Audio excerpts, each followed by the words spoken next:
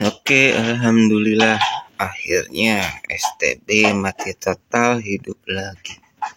Lubi. Oke, bagaimana cara memperbaikinya? Langsung disimak videonya.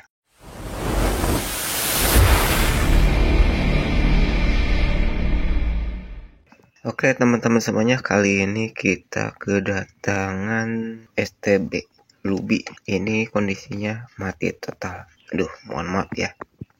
Kebetulan saya hari ini lagi muriang merindukan kasih sayang. Sama lagu cita-cita ya, mohon maaf ya, agak pilek. Oke, saya tidak perlu contohkan colokin ke listriknya. Ini mati total ya. Nah, tuh sudah dicolokin ya. Hidup nggak keluar sama sekali. Cara pertama tentu saja kita bongkar dulu. Untuk membongkar STB standarnya biasanya bautnya ada 2 ya. Ini bautnya ada 2, 1, 2. Kemudian setelah dibongkar, biasanya apa yang saya lakukan? Yang saya lakukan biasanya, apapun perangkat elektroniknya, biasanya saya cek fisik dulu. Mungkin ada yang hitam ya, biasanya komponennya terbakar gitu. Jadi kita identifikasi dulu, perkirakan blok mana yang jadi rusak. Tetapi umumnya kalau STB mati total ada di bagian ini ya, regulator. Nah, ini teman-teman yang ada garis kuning ini. Nah, ini blok regulatornya, bagian regulator. Nah, tapi di sini teman-teman bisa lihat, nah, ada yang aneh satu sih. Coba ketebak nggak? Nah, ini elko-nya ada yang kembung. Nah, ini berarti kita akan cek ini ya, output dari regulator ini. Saya curiga ini elko-nya bermasalah. Setelah saya cek, ternyata biang keladinya ini ya, elko-nya. Nah, jika teman-teman lihat ini dari regulator ini kan keluarnya ini ya, AC. Ini tidak ada penampungannya, jadi labas. Ini cukup Rp1.000. Oke, kita ganti. Ya, ini 1000 mikrofarad 16 volt. Nah, kebetulan ya, ini bekas motherboard sih, elko bekas ya, banyak ganti. Tuh, kelihatan nggak kembung di coilnya, di aluminiumnya kembung ya. Oke, sekarang kita lakukan pergantian.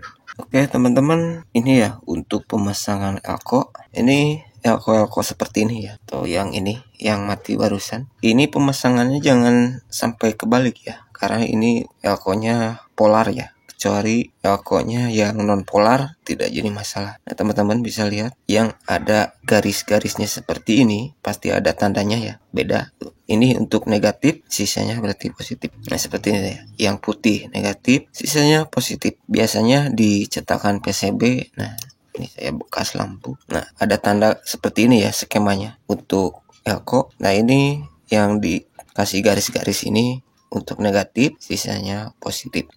Jadi seperti ini ya contohnya. Nah, begitu ya, negatif positif. Ini jangan kebalik. Nah, begitu juga ini ya. Ini kebetulan saya baru solder. Saya tidak perlu ngecek ini ya, tampilkan untuk ngecek tegangannya. Dan setelah saya coba cek analisa, ini penyakitnya memang elko-nya sih. Jadi dengan modal ya, biasanya ada yang 500, ada yang 1000. Di tempat saya sudah 1000 sih, kalau nggak salah gitu ya. Karena saya udah jarang beli ginian, banyak dari barang bekas. Oke, saatnya kita lakukan pengetesan. Yang terpenting teman-teman punya solder sih, bisa pinjam ke tetangga.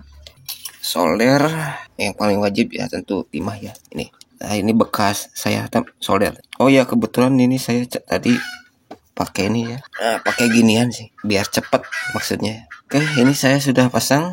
Mari kita testing apakah bisa nyala. Oke, kita colokin. Hati-hati ya, kalau belum pakai baju PCB gini, hati-hati. Cek dulu bekas-bekas ini apa, solderan. Bismillahirrahmanirrahim. Hidup bos. Ternyata begini doang, Rp500 ya, nyangkut di bot. Nggak apa-apa lah. Oh enggak, jalan ya, kira nyangkut di bot. Kalau nyangkut di bot ya harus ini ya, harus flashing. Ini nggak apa-apa sih pegangnya. Ingat, jangan dipegang bagian listrik ya, nanti kesetrum. Ini nggak apa-apa, ini CPU-nya. sudah jalan. Ini e-pro biasanya saya flash. Nah, biasanya nih saya comot dulu. Biasanya suka nyomot ini ya, nyomot firmware-nya biasanya.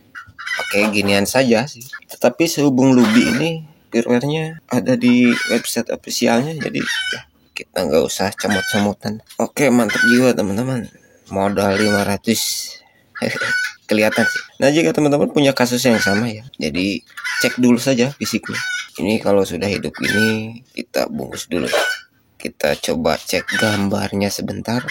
Cuma gini doang rusaknya. Ini udah ketebak dari awal, sudah ketebak ya. Walaupun saya nggak tes pakai alatnya, pakai apometer, ini udah ketebak. Biasanya di bagian penampungan tegangan pas output dari regulator, pas outputnya ya, karena itu ada dioda, pas outputnya ini dioda output itu udah ketebak karena arusnya kurang sinkron. Nah, intinya begitulah.